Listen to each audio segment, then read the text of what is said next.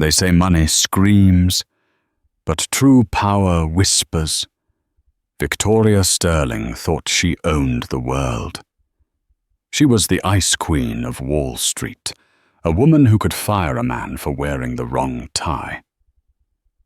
She looked at her driver Arthur, a tired, middle-aged single dad in a fraying suit, and saw nothing but a failure. She mocked his clothes. She laughed at his silence. She treated him like furniture. But she didn't know that in the back seat of her Maybach, the only person capable of saving her empire was the man holding the steering wheel. When the Translators vanished and the $1.2 billion Project Olympus deal began to burn, the quiet driver didn't just speak up. He took over. And what he said changed everything. The rain in Seattle didn't wash things clean. It just made the grime slicker. It was 5:15 a.m. on a Tuesday, the kind of morning that felt like a bruise. Arthur Penhaligon adjusted the rearview mirror of the obsidian black Mercedes Maybach S680. His hands rough from years of manual labor, but steady, checked his tie. It was a generic polyester blend he'd bought at a thrift store, the only one that matched the uniform requirements for Sterling Hale Dynamics. In the passenger seat lay a worn-out backpack containing a lukewarm thermos of coffee and a drawing from his 6-year-old daughter, Lily. "Don't let the dragons eat you, Daddy," she had whispered that morning, clutching her inhaler. The medical bills were sitting on his kitchen counter in a stack that looked frighteningly like an eviction notice. He needed this job. He needed the health insurance. He needed to be invisible. At 5:30 a.m. sharp, the front door of the glass and steel mansion in Medina swung open. Victoria Sterling emerged. She was 34, sharp-featured, and dressed in a bespoke Italian suit that cost more than Arthur's car. She didn't walk. She cut through the air. She was the CEO of Sterling Hale, a logistics and tech conglomerate currently trying to acquire a massive European-Asian shipping line. Arthur stepped out, opening the rear door with practiced fluidity. "Good morning, Ms. Sterling." She didn't look at him.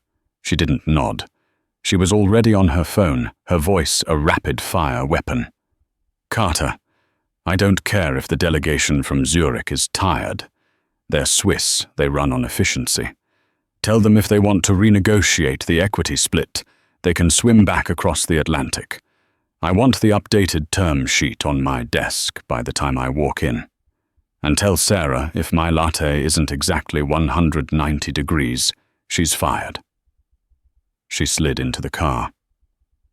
Arthur closed the door, gently returned to the driver's seat, and pulled away from the curb. The silence in the car was heavy, pressurized by the woman in the back. "Driver," she snapped, not looking up from her tablet. "Yes, Ms. Sterling." Arthur's voice was a low baritone, calm and measured. "It smells like poverty in here. Did you not air out the vehicle?" Arthur tightened his grip on the wheel. "I aired it out for 20 minutes, ma'am. It might be the rain. It smells like cheap detergent and desperation. Fix it. I have the CEO of Kintaro Heavy Industries in my office at noon. If I smell like a laundromat, you're done." "Understood, ma'am." Victoria tapped her screen aggressively. She was under immense pressure. The board was circling her like sharks.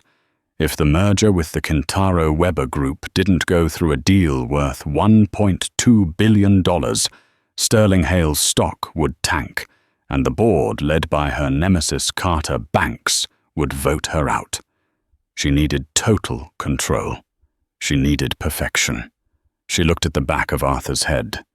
He was new. Her last driver had quit after she threw a stapler at him.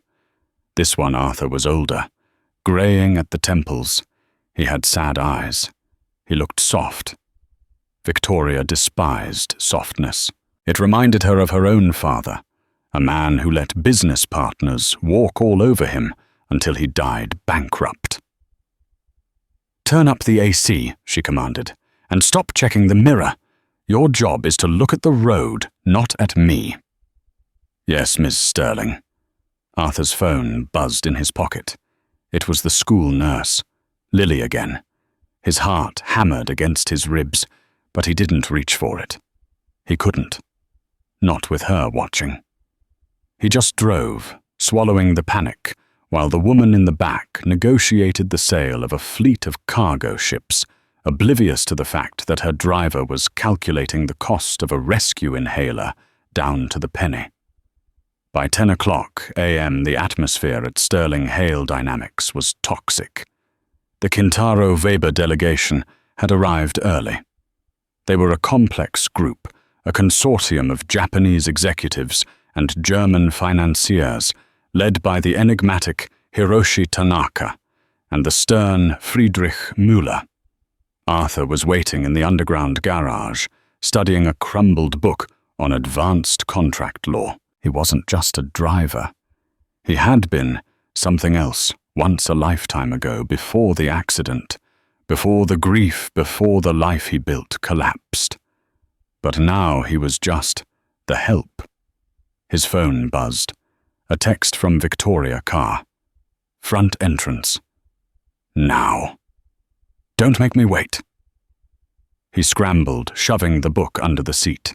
He pulled up to the glass entrance just as Victoria walked out, flanked by Carter Banks, her COO and rival, and 3 junior analysts. They were laughing. Or rather, Carter was laughing. Victoria wore a smirk of cold amusement. Arthur opened the door. "Wait," Victoria said, holding up a hand. She turned to Carter. "You think the Germans are bluffing about the regulatory hurdle in Hamburg?" "I think they're trying to see if you blink, Victoria," Carter said, lighting a cigarette despite the no smoking sign. He glanced at Arthur. "Nice ride. Shame about the accessory." He gestured to Arthur. Victoria let out a short, sharp laugh. "Arthur. Oh, don't worry about him. He's essentially a GPS with a pulse. I'm not even sure he speaks English half the time. He just grunts." Arthur stood rigid, holding the door. The rain was picking up, soaking the shoulders of his cheap suit. "Actually," Carter sneered, stepping closer to Arthur. "He looks like he's wearing a suit from a funeral home." "Who died, Arthur?" "Your dignity." The junior analysts giggled nervously. They were terrified of Victoria, so they mimicked her cruelty to survive. "Miss Sterling," Arthur said, his voice level. "We should leave if you want to make the lunch meeting at Le Bernardin. Traffic is building on the I-5. Victoria rolled her eyes. "He speaks, listen to that. He's worried about traffic. See Carter. This is why he drives and we decide the fate of economies. Small minds worry about traffic. Big minds worry about leverage." She turned to Arthur, her face inches from his. "Here's a lesson, Arthur. Since you clearly missed out on an education, in this world there are wolves and there are sheep. You're the grass the sheep eat. Now hold this." She shoved her heavy leather briefcase into his chest. He stumbled slightly, but caught it. "Don't drop it," she hissed. "The papers inside are worth more than your entire life's earnings multiplied by 10. Arthur held the bag. He looked into her eyes. For a split second, Victoria felt a chill. It wasn't fear she didn't fear, the help. But it was a sense of depth she hadn't expected. His eyes were dark, intelligent, and burning with a suppressed fire. But then the moment passed. She got in the car. "Drive," she ordered, "and Carter is coming with us. Try not to listen to our conversation. It would go over your head anyway." As Arthur merged onto the highway, the conversation in the back turned to the Project Olympus deal. "The issue," Carter said, loosening his tie, is the dialect. Tanaka prefers to negotiate in English, but Mueller insists on German when the technicals come up. And when they speak to each other, it's a mess. The translators are struggling with the specific maritime legal jargon. I hired the best firm in the city, Victoria replied, checking her makeup in the mirror. Global Link. They're sending their top 2 interpreters for the final closing tonight. If they mess this up, I'll bury them. Tanaka is slippery, Carter warned. He quoted a Japanese proverb earlier. Something about, "The wind does not break a tree that bends." I think he's hiding debt. He's not hiding debt, Arthur said. The silence in the car was instant and absolute. Victoria stared at the back of his head. "Excuse me." Arthur realized he had spoken aloud. He tightened his grip on the wheel. "Apologies, Miss Sterling. I just thought—" "You thought." Victoria laughed, a cruel, incredulous sound. "Did you hear that, Carter? The driver has an opinion on international corporate finance. Please, Arthur, enlighten us. What is Tanaka doing?" Arthur hesitated. He knew he should shut up. He knew he needed this paycheck, but the arrogance was suffocating. "The proverb," Arthur said quietly. "The wind does not break a tree that bends."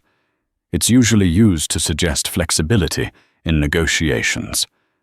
But in the context of Tanaka's family history, which is rooted in the Osaka steel trade, it likely means he is willing to take a lower upfront payment in exchange for keeping the legacy branding. He isn't hiding debt. He's hiding pride. He wants to save face. Silence stretched for 5 seconds. Then Carter burst out laughing. "Oh, this is rich, the Osaka steel trade. Did you read that on a Wikipedia page while you were waiting in the parking lot?" Victoria shook her head, disgusted. "Arthur, stick to driving. If I wanted business advice from a chauffeur, I'd have taken an Uber." "Speak again, and you're fired. Do you understand?" "Yes, Ms. Sterling," Arthur said. But he was right. He knew he was right.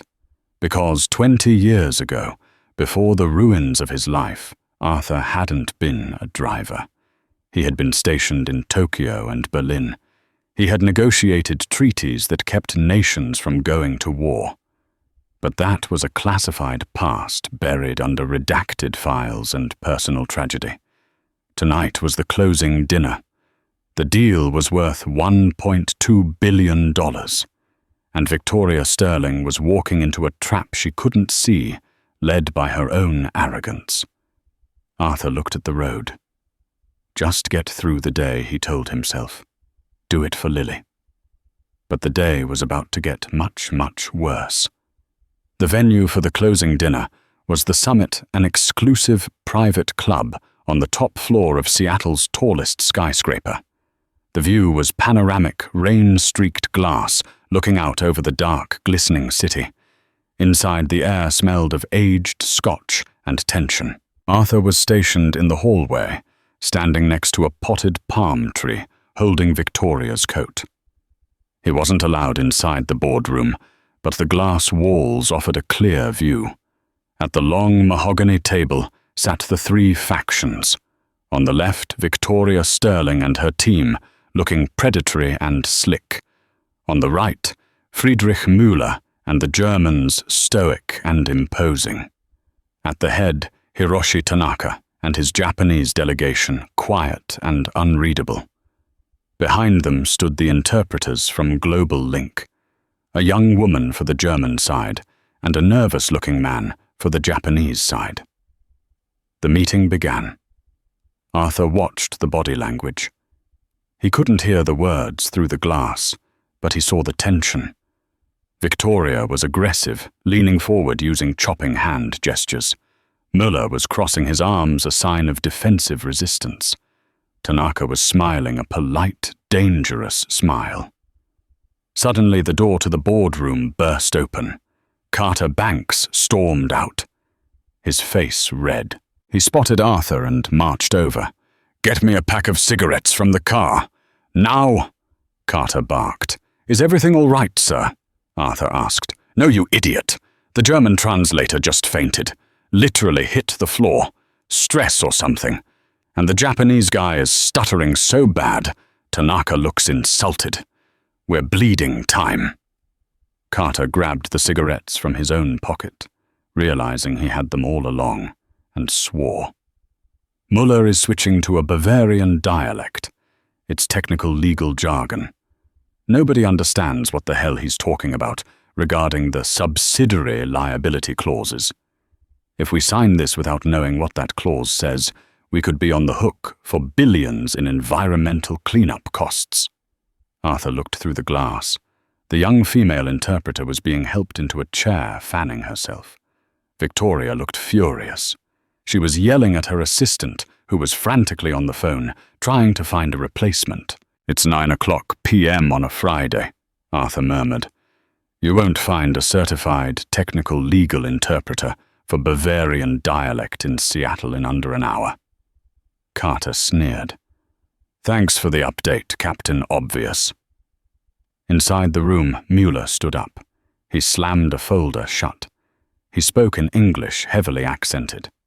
If you cannot respect us enough to understand our terms, there is no deal. We leave in 20 minutes. Panic erupted on the Sterling Hale side. Victoria ran her hands through her hair, her composure cracking. This was it. The $1.2 billion was evaporating. Carter ran back inside. Arthur stood alone in the hallway. He looked at his phone. A text from the neighbor watching Lily. Her fever is up to 103. She's asking for you. He needed to leave. He needed to go home. But through the glass, he saw Victoria slump into her chair. For the first time, she didn't look like the Ice Queen. She looked like a terrified young woman who was about to lose everything she had built. Arthur sighed. A deep, heavy sigh that rattled in his chest. He adjusted his cheap tie. He took off his driver's cap and stuffed it in his pocket. He pushed open the heavy oak doors and walked into the boardroom. The silence was immediate. "What are you doing?" Victoria hissed, her eyes wide with rage. "Get out!" "Are you insane?" "Get the driver out of here," Carter shouted. "Security!" Arthur ignored them. He walked straight to the head of the table, stopping between Müller and Tanaka. He looked at Friedrich Müller. "Herr Müller," Arthur said, his voice changing. It wasn't the soft, subservient voice of the driver. It was commanding, resonant, and perfect. "Entschuldigen Sie die Störung, aber ich glaube, es gibt ein Missverständnis bezüglich der Haftungsklausel für die Tochtergesellschaften." "Excuse the interruption, but I believe there is a misunderstanding regarding the subsidiary liability clause." Müller froze. His eyes narrowed. He replied in rapid-fire, thick Bavarian dialect, a test. "You speak the language of the valleys. Who are you? The chauffeur?" Arthur didn't blink. He switched instantly to the specific Bavarian dialect, matching Müller's cadence perfectly. "A man who drives a car hears many things, but more importantly, I know that the environmental clause you are worried about refers to the 1998 Hamburg Protocol, not the new EU directive. Sterling Hale is willing to indemnify you against the 98 Protocol. Is that correct, Ms. Sterling?" Arthur turned to Victoria. The room was dead silent. Victoria's mouth was slightly open. She looked at Arthur, really looked at him, and saw a stranger. What?" "The 1998 Protocol," Arthur repeated in English, his eyes locking onto hers with an intensity that made her flush. "You agree to cover the old liabilities, but not the new ones. Tell him that." "Yes," Victoria stammered. "Yes, of course. That's exactly what we meant." Arthur turned back to Müller and translated. Müller's shoulders relaxed. He nodded, impressed. Then Arthur turned to Hiroshi Tanaka. The Japanese CEO had been watching with amusement. "Tanaka-san," Arthur said, bowing exactly 15 degrees, the precise angle of respect for a man of Tanaka's stature. He switched to fluent formal Japanese keigo. "The wind is indeed strong tonight, but the tree that bends must also be watered. Sterling Hale understands that the Kintaro name is not for sale, only the logistics network. The brand remains yours." Tanaka's eyes widened. He stood up slowly. "You know the dialect of Osaka, and you know the hidden heart of this deal." "I spent 5 years in the prefecture," Arthur replied in Japanese. "I know that for a Tanaka, honor is currency." Tanaka laughed, a genuine, boisterous sound. "Victoria-san, your driver is more competent than your entire board of directors." Victoria sat frozen. She looked at Carter, who was pale as a ghost. She looked at the Global Link interpreters, who were staring at Arthur with their mouths open. Arthur stood in the center of the room, the cheap suit suddenly looking like armor. He wasn't the help anymore. He was the most powerful man in the room. "Shall we proceed with the signing?" Arthur asked, looking at the stunned billionaires. "My daughter is sick and I would like to go home." The silence in the boardroom of the summit wasn't empty. It was heavy, suffocating, and electric. It was the kind of silence that usually precedes an explosion. Carter Banks was the first to recover his voice, though it cracked with indignation. "This is preposterous," he sputtered, standing up and pointing a shaking finger at Arthur. "Victoria, this man is a driver. He is unvetted. He is not under NDA. He is likely violating federal securities laws just by being in this room. Security. Get him out." Hiroshi Tanaka raised a single hand. The movement was slight, but the authority behind it was absolute. "Sit down, Mr. Banks," Tanaka said in English, his voice cold. "Unless you can speak the Osaka dialect and explain why your contract insults my ancestors." Carter froze, his mouth opening and closing like a fish on a dock. He looked at Victoria for support, but Victoria was staring at Arthur as if seeing a ghost. Arthur didn't look at Carter. He didn't look at Victoria. He walked to the empty chair at the center of the table, the seat reserved for the lead negotiator, and pulled it out. The screech of the chair legs against the floor was the only sound in the room. He sat. He placed his hands on the mahogany table. They were hands that had changed tires in the rain and scrubbed the floor of the company garage, but in this moment they looked steady, commanding, and dangerous. "We have 3 points of contention remaining," Arthur said, addressing the room in perfect neutral English. "The Hamburg environmental indemnity, the preservation of the Kintaro legacy brand, and the equity split regarding the Rotterdam logistics corridor." "Is that correct?" Friedrich Müller, the skeptical German tycoon, leaned forward. He was a man who ate weak CEOs for breakfast. He studied Arthur with narrow eyes. "You are a chauffeur," Müller grunted in German. "Why should I listen to a man who parks cars for a living?" Arthur switched to German instantly, his tone shifting from the Bavarian dialect to the crisp, high German of a Berlin diplomat. "Because Herr Müller, a man who parks cars, sees the cracks in the pavement that the men in the penthouse ignore. You are worried about the Section 14 liabilities. You think Sterling Hale is trying to offload toxic debt. But if you look at page 45, paragraph 3, you will see the debt is structured as a frozen asset under the Swiss banking code. It doesn't touch your balance sheet." Müller blinked. He flipped frantically to page 45.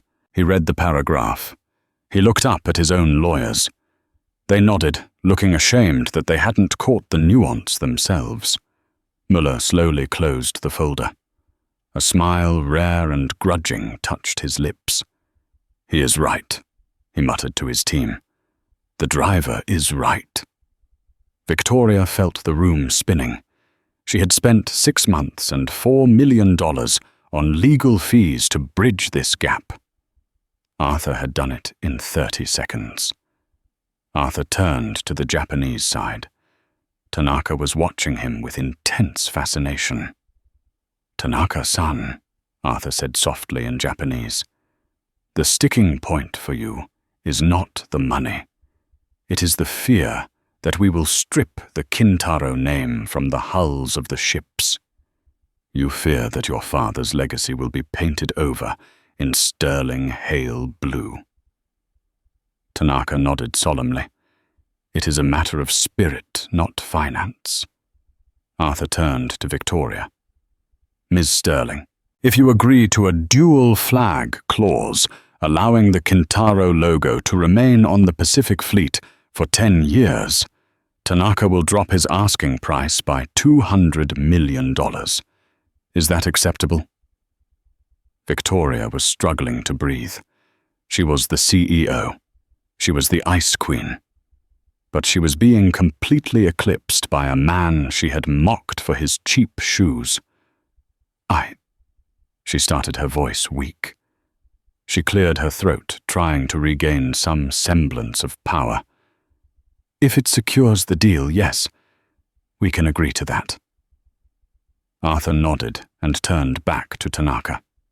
He spoke a phrase in Japanese that made the entire delegation gasp, then bow their heads in respect.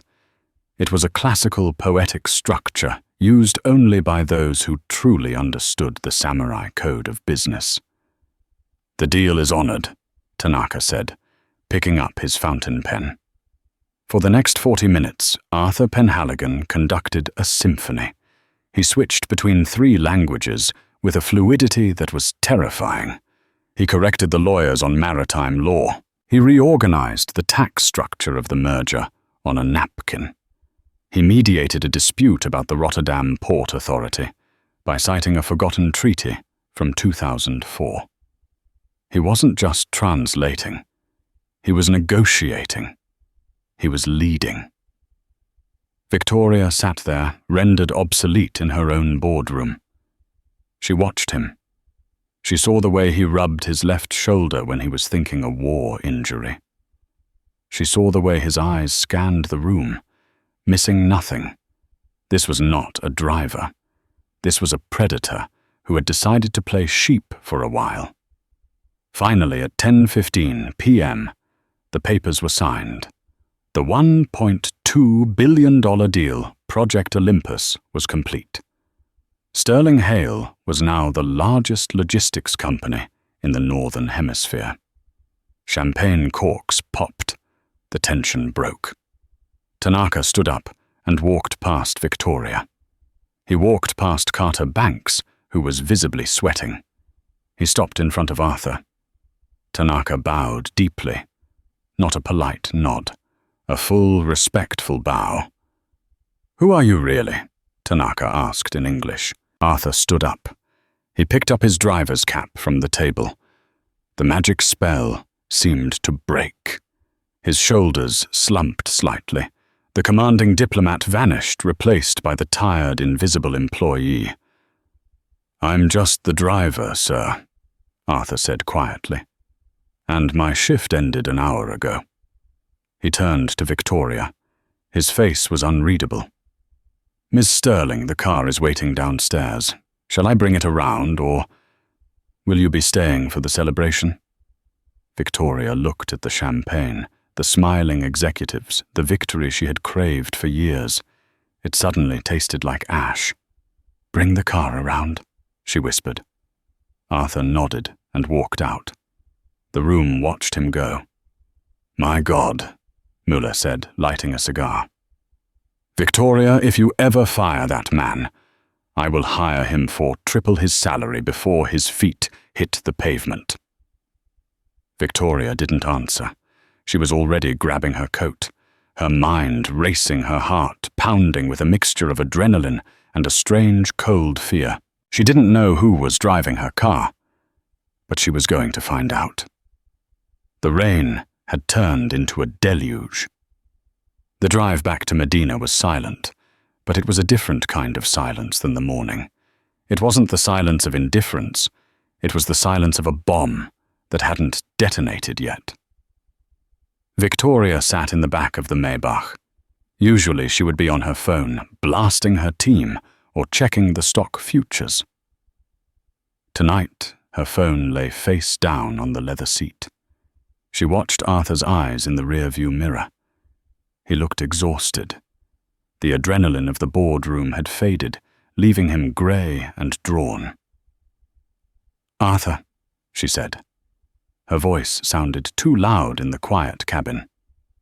"Yes, Ms. Sterling." "Where did you learn that?" Arthur kept his eyes on the road. The windshield wipers beat a rhythmic tempo. Swish, swish, swish. "I picked things up here and there, ma'am." "Don't lie to me," she snapped through the bite was gone from her tone. "You don't pick up the Osaka dialect of the 19th century merchant class. You don't pick up Bavarian liability law. You cited the Rotterdam Treaty of 2004.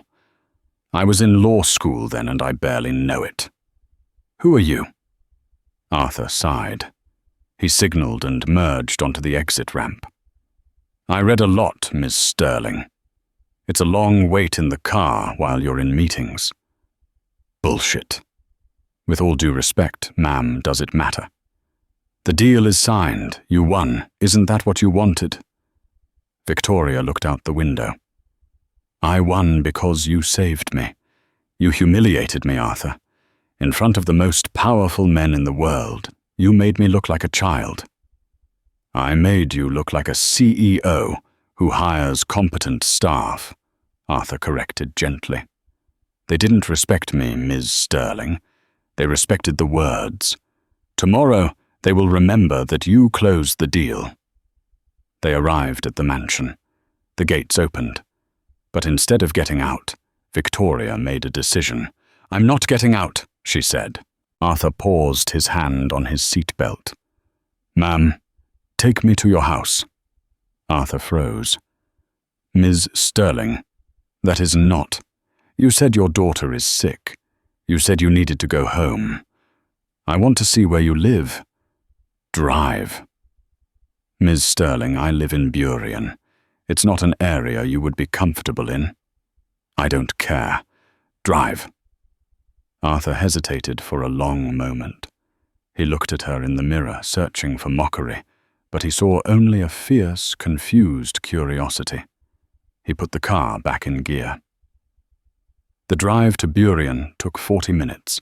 The landscape changed from the manicured hedges of Medina to the industrial grey of the South City, and finally to a neighborhood of crumbling apartment complexes and faded storefronts. Arthur pulled the gleaming $500,000 car into the lot of a building that looked like it had been condemned twice. There was broken glass in the parking lot. A siren wailed in the distance. "This is it," Arthur said, shame coloring his voice for the first time that night. Victoria looked at the building. It was a stark slap of reality. She stepped out of the car, her heels clicking on the cracked pavement. "Room 3B, Arthur said. They walked up the graffiti-stained stairwell. The smell of stale smoke and boiled cabbage hung in the air. Victoria held her breath. This was where the man who saved her billion-dollar empire lived. Arthur unlocked the door. The apartment was tiny, a studio essentially, but it was spotlessly clean. There were books everywhere, stacks of them against the walls. Advanced macroeconomics, the history of the Slavic states, cyber warfare tactics. On a small mattress in the corner, a little girl was sleeping fitfully. A neighbor, an elderly woman named Mrs. Higgins, was sitting in a plastic chair next to her. "She's been burning up Artie," Mrs. Higgins whispered, standing up. "I gave her the Tylenol, but she needs the good medicine, the one that costs the money." Arthur rushed to the bed.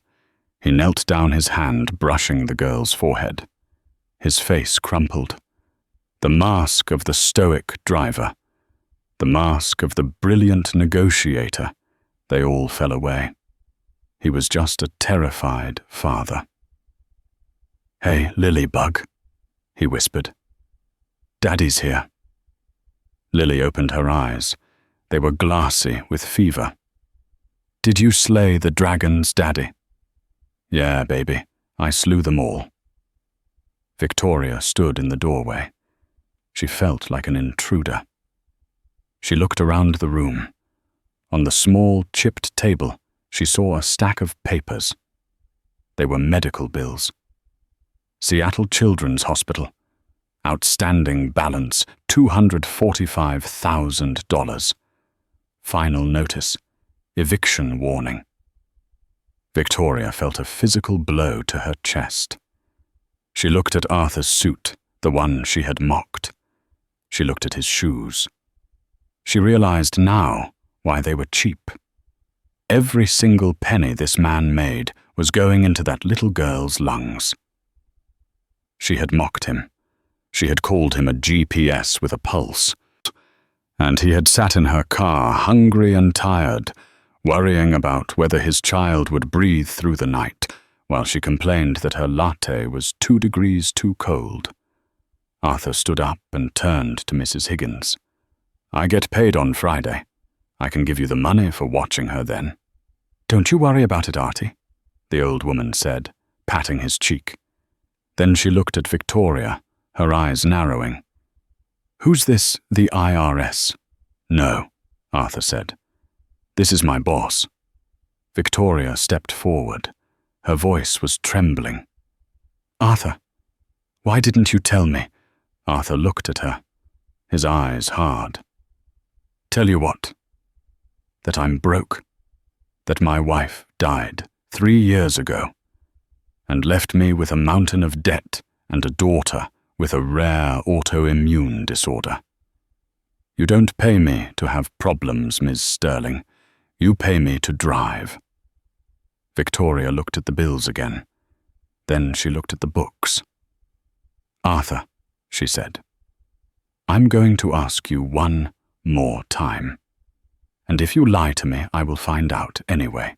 Who were you before you were a driver?" Arthur looked at Lily, then back at Victoria. He seemed to weigh the cost of the truth. "My name isn't just Arthur Penhaligon," he said quietly. 10 years ago, I was the chief negotiator for the United Nations Trade Council. I was the one they sent into war zones to stop the shelling so the aid trucks could get through. I spoke 9 languages because I had to. If I got a word wrong, people died." Victoria's jaw dropped. She remembered the name now. The Penhaligon Protocol. It was a famous case study in her MBA program. A legendary diplomat who had vanished from the public eye. "You're him," she whispered. "The peacekeeper. Why? Why are you driving a car in Seattle?" "Because the UN doesn't pay for the experimental treatment my daughter needs," Arthur said, his voice cracking. "And because I made a mistake in Damascus, a mistake that cost lives. I walked away. I wanted to be invisible. I just wanted to save my daughter." He looked down at his hands. "I failed the world, Ms. Sterling. I'm just trying not to fail her." Victoria stared at him. The silence stretched, broken only by Lily's ragged breathing. For the first time in her life, Victoria Sterling felt small. She had $1.2 billion on paper, but this man had a wealth of character she couldn't even comprehend. She reached into her purse. She pulled out her checkbook. "Put it away," Arthur said sharply. "I don't want your charity." "It's not charity," Victoria said, her eyes fierce. She ripped the check out and slammed it on the table. It was blank. "What is this?" "It's a retainer," Victoria said. "For your new position." "I don't want a new position." "Too bad," Victoria said, wiping a tear she refused to acknowledge. "Because I'm firing you as my driver, effective immediately." Arthur stared at her. "You're firing me?" "Yes, you're terrible at it. You talk too much." She took a breath. "I'm appointing you as the Senior Vice President of International Relations for Sterling Hale. The starting salary is $400,000 a year, plus a signing bonus that covers—" She pointed at the stack of medical bills. "All of that, and full company health insurance. The Platinum Plan. It covers experimental treatments." Arthur looked at the check. Then he looked at Victoria. He didn't move. He didn't say thank you. He just looked at her, searching for the catch. "Why?" he asked. "This morning you couldn't stand the smell of my detergent." "I was wrong," Victoria said. The words tasted strange in her mouth, but she forced them out. "I was an arrogant, blind fool. You saved my company tonight, Arthur. But I think you might have saved me too." She walked to the door. "Be in the office at 9 a.m. on Monday," she said, regaining her composure. "And Arthur." "Yes, Ms. Sterling." "Wear a better suit. You represent the company now." She walked out into the rain. But as she sat in the back of her car, waiting for an Uber, because she had just fired her driver, Victoria Sterling didn't check the stock market. She cried. But the story wasn't over. Because while Arthur's rise was just beginning, the enemies he had made in his past life, the mistake in Damascus, hadn't forgotten him. And by putting his face back in the spotlight, Victoria had inadvertently painted a target on his back. The next morning, the headline on the Wall Street Journal wasn't about the merger. It was, "The Ghost Returns Disgraced Diplomat Surfaces in Billion-Dollar Deal." And in a dark room in Geneva, a phone began to ring. Monday morning did not bring the fresh start Victoria Sterling had promised. It brought a hurricane. At 7 a.m., the glass lobby of Sterling Hale Dynamics was surrounded. Not by paparazzi, but by federal agents and a swarm of financial reporters. The headline on the Financial Times, displayed on every tablet and phone in the building, was damning. "Project Olympus compromised, Sterling Hale hires, disgraced Butcher of Damascus as VP." Victoria stood in her office on the 40th floor, looking down at the chaos. Her phone had been ringing non-stop since 4 a.m. The stock price had plummeted 12% in pre-market trading. The board had called an emergency vote of no confidence for noon. The door opened. It wasn't Arthur. It was Carter Banks. He didn't look tired. He looked triumphant. He walked in, holding a cup of coffee, and sat on the edge of her desk. "I told you," Carter said, his voice dripping with faux sympathy. "I told you he was dangerous. But you had to play the savior, didn't you, Victoria? You had to pick up the stray dog." "Get out of my office, Carter," Victoria said, not turning around. "It's not your office anymore, Vic. The board is meeting in 5 hours. You hired a man flagged by the State Department. You put him in a room with foreign dignitaries without a background check. You negated the NDA protocols. You're done. The only way you survive this is if you resign as CEO and let me handle the cleanup. I can spin this. I can say you were duped." Victoria turned around. Her eyes were cold, but for the first time in years they weren't icy with detachment. They were burning with anger. "And let you dismantle the Kintaro deal. Let you sell off the logistics arm to your friends at Vanguard. I built this company, Carter." "And you destroyed it," Carter snapped. "By trusting a chauffeur over your COO." He stood up and straightened his tie. "The Kintaro Group has suspended the merger.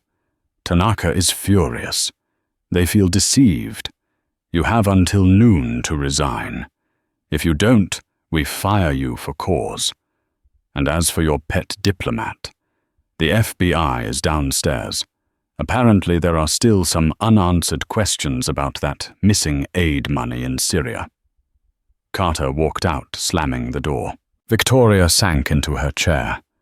She felt a wave of nausea. She had tried to do the right thing.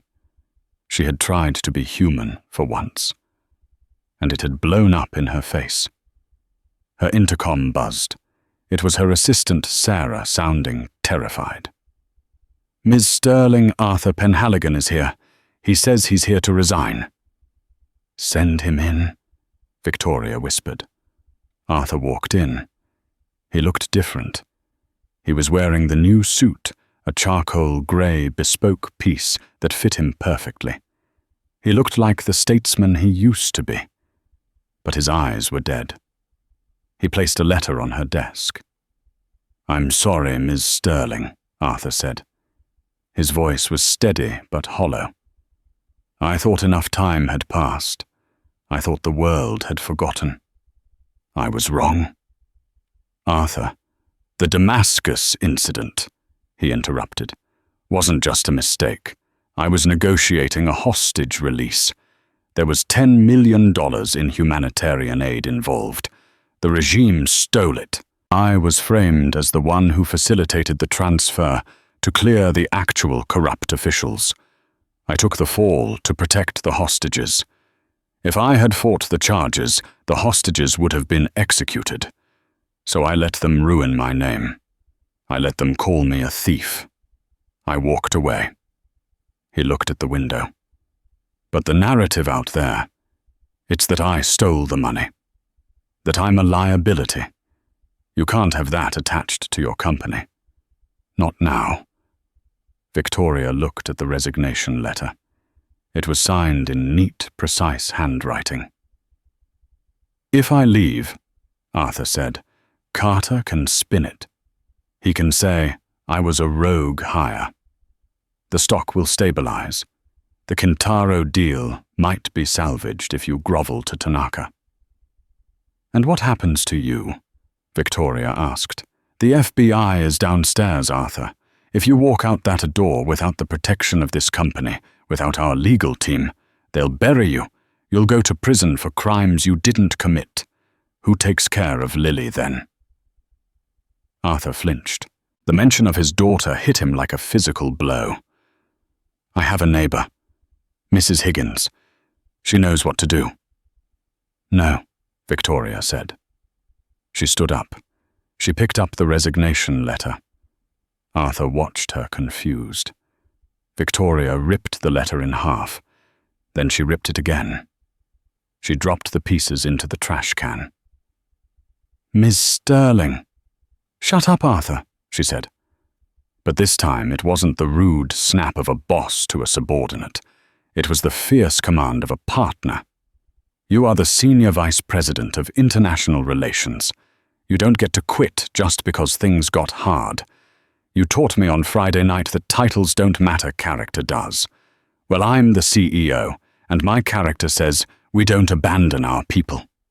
"Victoria," Arthur said, using her first name for the first time. "You will lose everything. The board wants blood." "Let them come," Victoria said, walking to her closet and pulling out a fresh blazer. "Carter thinks he has the leverage, because he controls the narrative. But he forgot one thing." "What's that?" "He forgot that I have the best negotiator in the world on my payroll." She threw him a file. "This is the internal audit of the Kintaro deal. Carter has been shorting our own stock. He bet against the merger. He leaked your identity to the press to tank the deal so he could cash out on the short positions." Arthur opened the file. His eyes scanned the numbers, recognizing the patterns instantly. "He's leveraging the volatility. It's illegal. Highly illegal." "Exactly," Victoria said.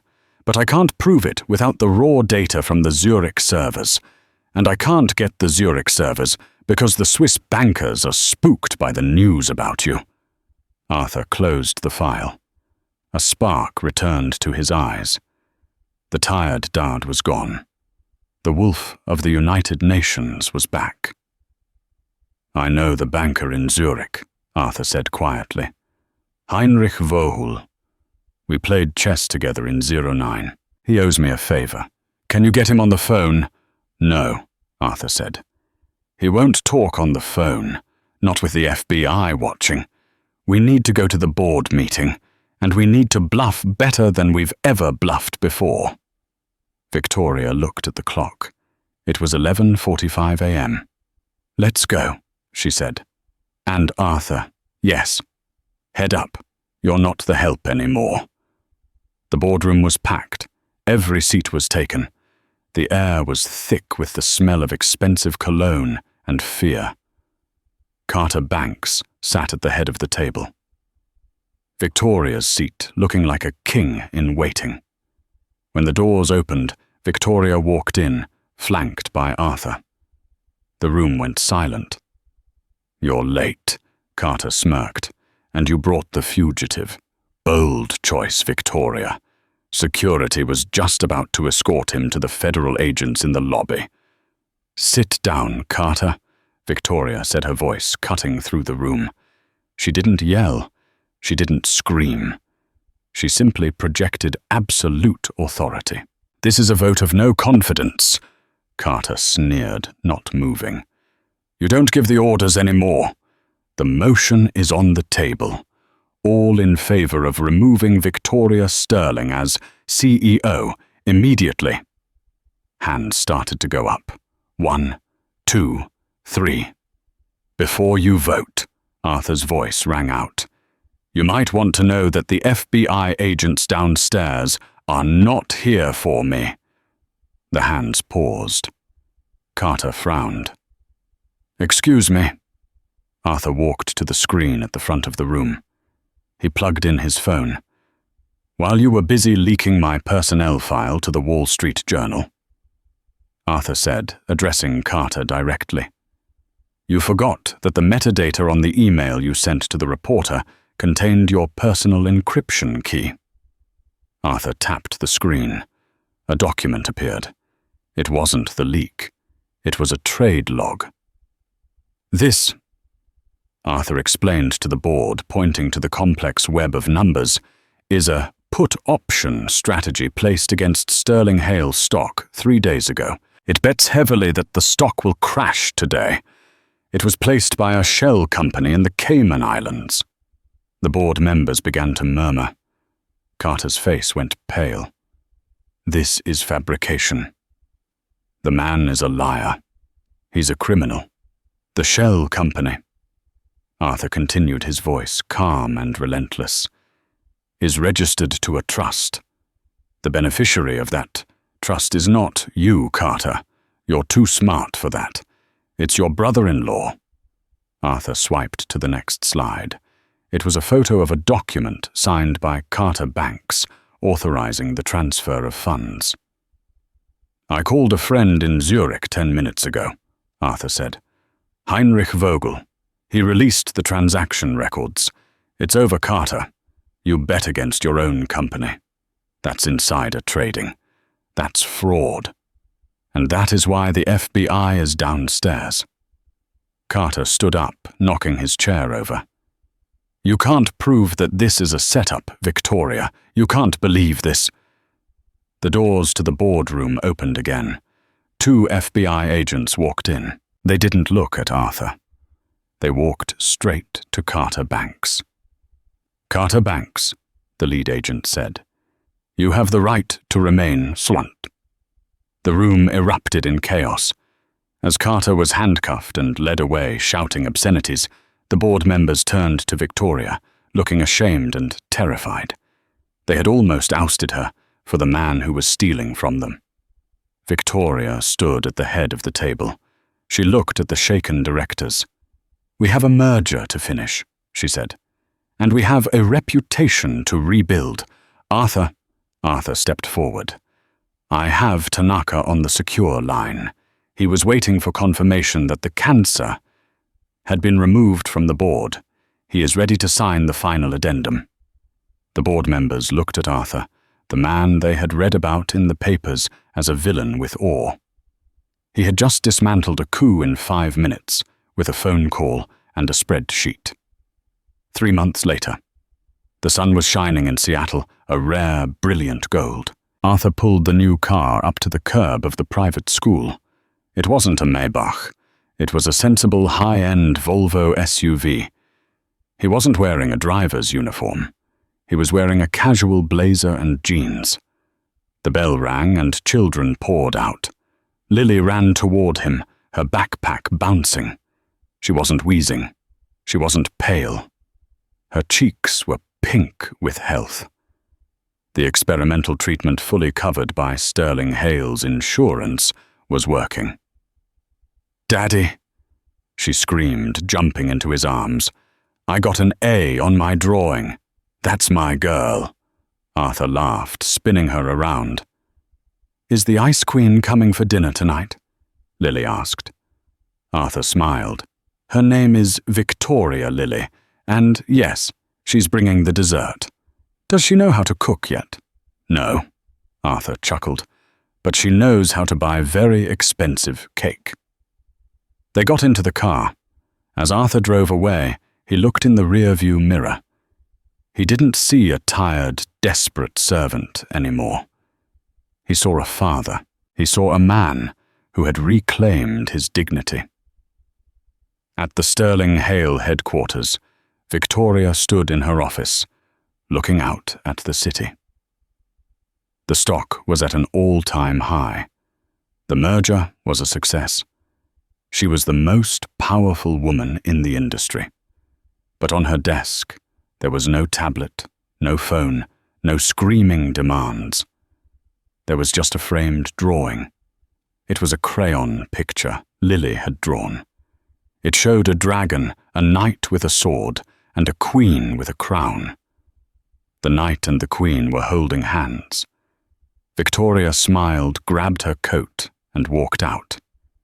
She had a dinner to get to, and for the first time in her life, she wasn't going to be late.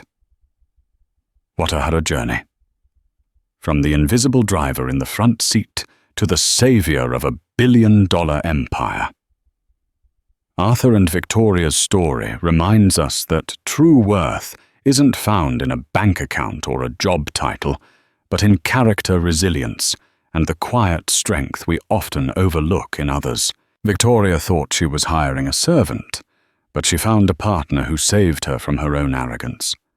If this story moved you, or if you've ever felt overlooked and underestimated, hit that like button right now. It really helps the channel. And don't forget to subscribe and ring the bell so you never miss a new story. What did you think of Carter's downfall? Did he get what he deserved?